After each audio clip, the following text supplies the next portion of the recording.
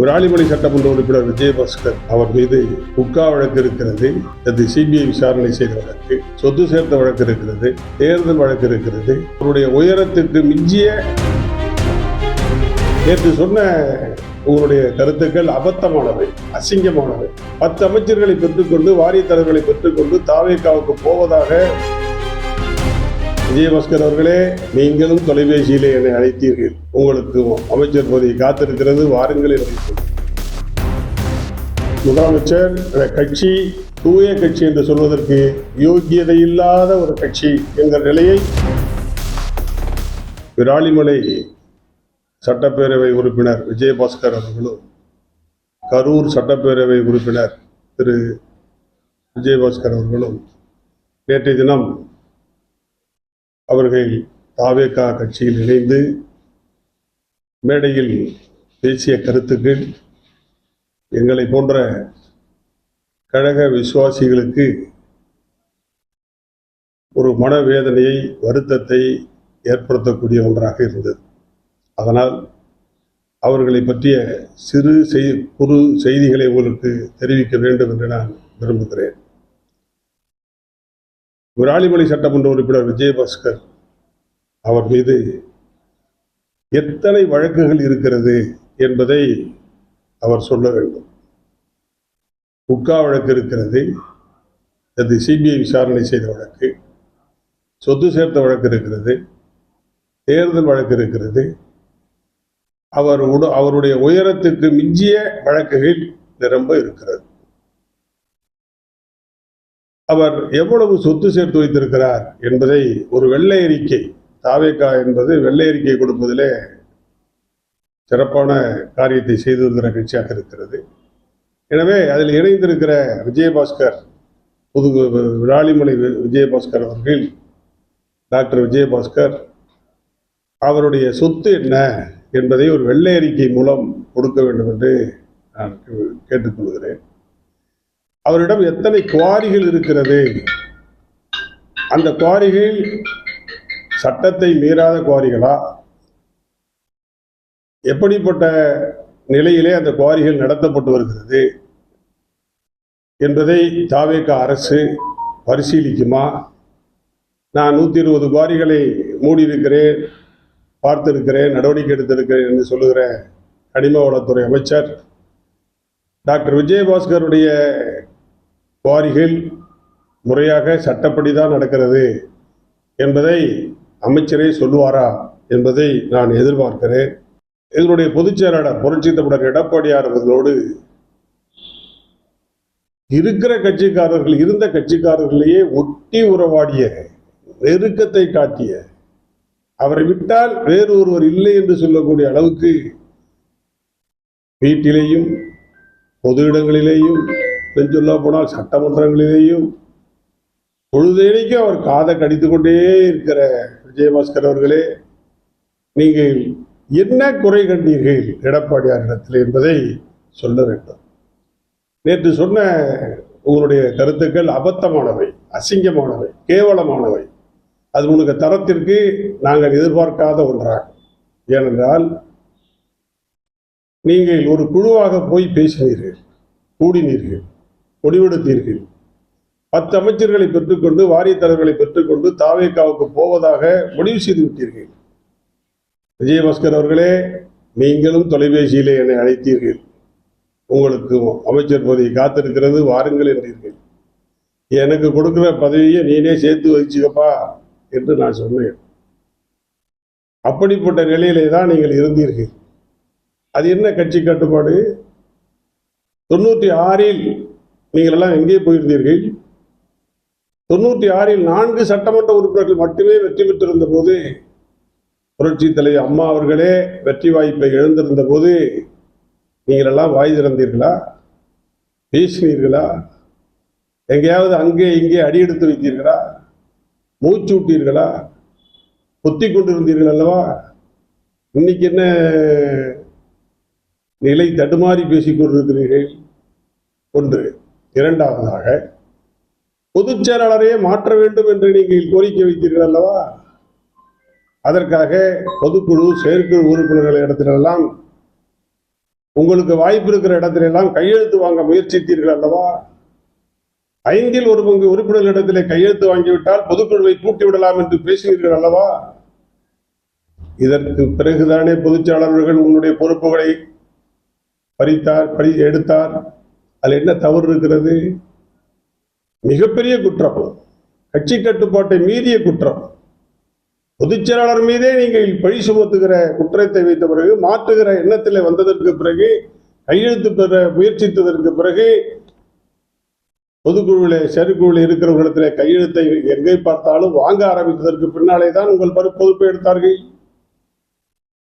அதற்கு பின்னே தானே நீங்கள் சட்டமன்றத்திலே கட்சியை விதிகளை தாண்டி கொறடா அக்ரி கிருஷ்ணமூர்த்தி அவர்கள் கொடுத்த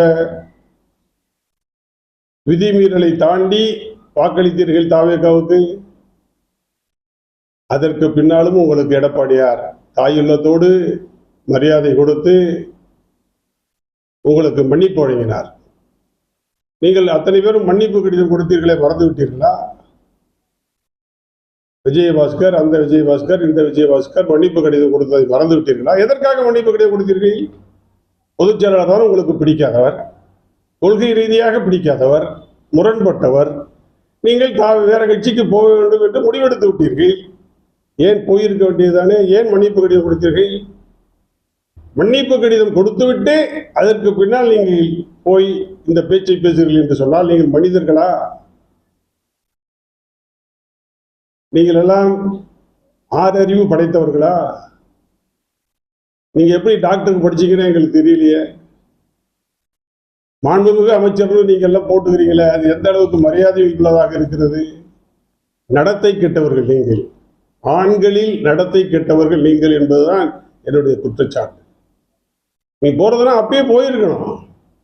மன்னிப்பு கடிதம் கொடுத்து விட்டு சட்டமன்றத்தில் ஒன்றாக அமர்ந்து விட்டு அதற்கு பின்னால் பேரம் பேசப்பட்டு ஏற்றுக்கொள்ளப்பட்டது என்றதற்கு பின்னால் நீங்கள் இங்கிருந்து செல்கிறீர்கள் என்றால் அதற்கு பொதுச்செயலாளரை குற்றம் சொல்வது எதற்கு? கட்சியின் மீது பழி சுமத்துவது எதற்கு? வாய்க்கு வந்ததெல்லாம் சொல்லுவது எதற்கு? உனக்கு பிடிக்கலன்னா மரியாதையாக போகும், அதை பற்றி ஆட்சேபனை இல்லை. யாரையும் நம்பி அனைத்து இந்திய அண்ணா திராவிட முன்னேற்ற கழகம் ஓடுபவர்களை நம்பி அதிமுக இல்லை.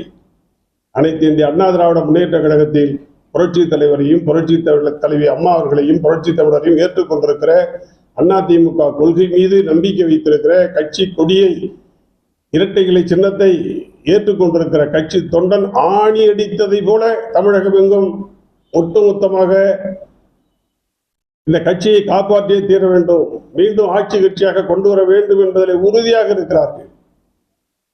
உங்களைப் போல பணம் படைத்தவர்கள், பணம் சம்பாதித்தவர்கள், பதவியில சுகத்தை அனுபவித்தவர்கள், வெள்ளைச்சட்டைக்கு சொந்தக்காரர்கள், சொத்து சேர்த்த வழக்குகளிலே ஈடுபட்டிருக்கிறவர்கள், வழக்கிலிருந்து தன்னை காப்பாற்றிக் கொள்ள வேண்டும் என்பதற்காக ஓடுகிறவர்கள் ஓடட்டும், அதை பற்றி கவலை இல்லை. ஆனால் ஓடுகிறவர்கள் நாகரிகமாக பேச வேண்டும். இது தவறான அணுகுமுறையை கொண்டு போய் சேர்க்கும் என்பதில் நான் அழுத்த திருத்தமாக சொல்ல விரும்புகிறேன். தாவேகா ஆட்சி, அவர்கள் தூய ஆட்சி தருகிறேன் என்று சொல்கிறார்கள். எது தூய ஆட்சி? அதிமுகவில் இரட்டை இலை சின்னத்திலே வெற்றி பெற்று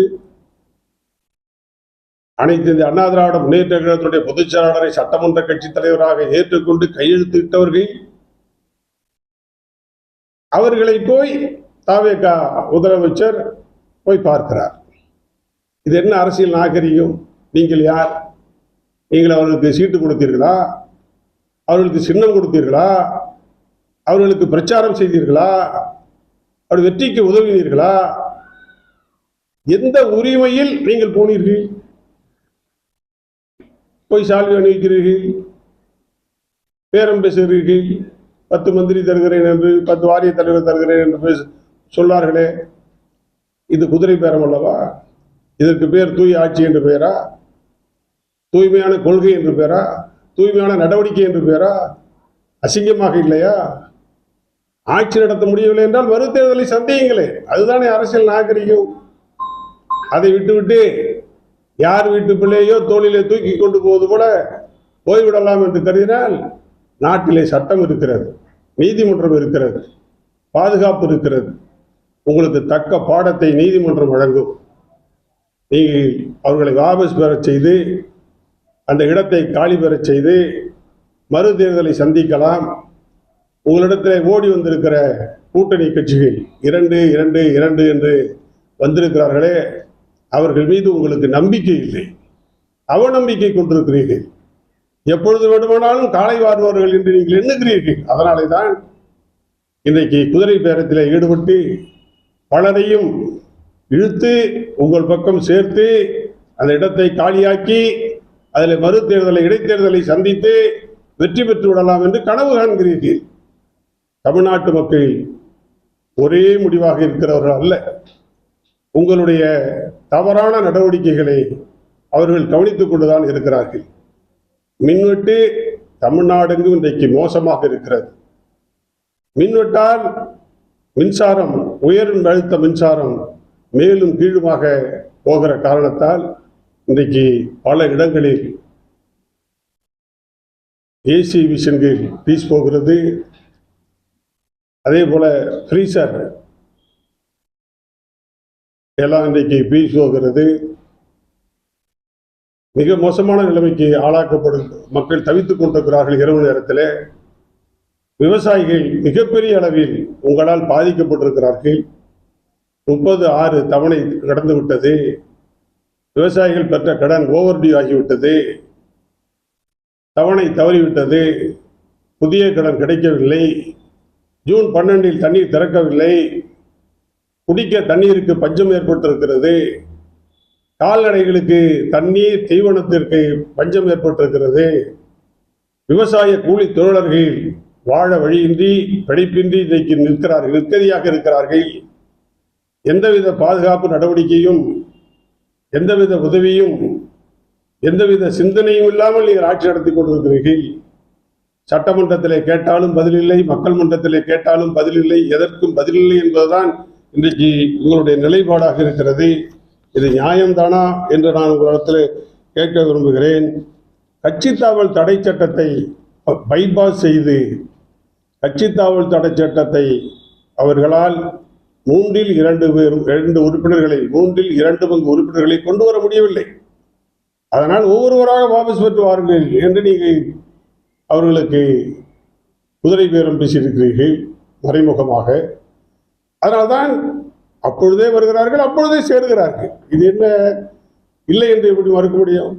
எல்லாவற்றிற்கும் முத்தாய்ப்பாக மறுமலர்ச்சி திராவிட முன்னேற்ற கழகத்தினுடைய பொதுச் செயலாளர் வைகோ அவர்கள், முதலமைச்சர் தவேகா தலைவர் முதலமைச்சர் அவர்கள் 2 உறுப்பினர்களை வாபஸ் பெற்று வாருங்கள், தேர்தலிலே போட்டியிடுங்கள், நான் வாக்கு கேட்கிறேன், வெற்றி பெற செய்கிறேன் என்று சொன்னார் என்று தெளிவாக சொல்லுகிறார். இதுவே மிகப்பெரிய சாட்சியமாகும். இதுவே இந்த தவேகா அரசு, முதலமைச்சர், கட்சி தூய கட்சி என்று சொல்வதற்கு யோக்கியதை இல்லாத ஒரு கட்சி என்கிற நிலையை அவர்களே ஏற்படுத்தியிருக்கிறார்கள் என்பது வைகோ மூலமாக தெரிய வருகிறது. கட்சி சார்ந்த, பொதுச் செயலாளர் சார்ந்த ஒரு கருத்தை பொதுச் செயலாளரோடு நேரடியாக விவாதிப்பதுதான் கட்சி கட்டுப்பாட்டுக்கு உட்பட்ட செயல்.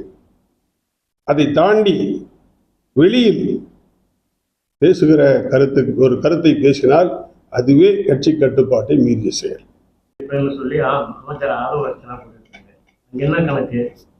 அவர்தான் கேட்கணும். அன்னைக்கு திமுக சர்க்கார் எஃப்ஐஆர் போடாம விட்டாங்களே, அந்த கணக்கை கேட்பார்னு நினைக்கிறேன். தெருவில் சண்டை போட்டுக்கிற 2 நாய்கள் இருக்கு, அது குலைக்கிறதுக்கெல்லாம் அர்த்தம் சொல்ல முடியாது. அது காரணமும் கிடையாது, அதுக்கு அர்த்தமும் கிடையாது. இதே கருத்தா தானே சண்முகம் சொல்லியிருக்காரு, உண்மைதான் அப்படின்ட்டு. அதான் ஓடுகிற, அதான் சொல்லிட்டேன். அவங்கள பத்தி சொல்லக்கூடாதுதான் உதாரணம் சொல்லிருக்கேன்.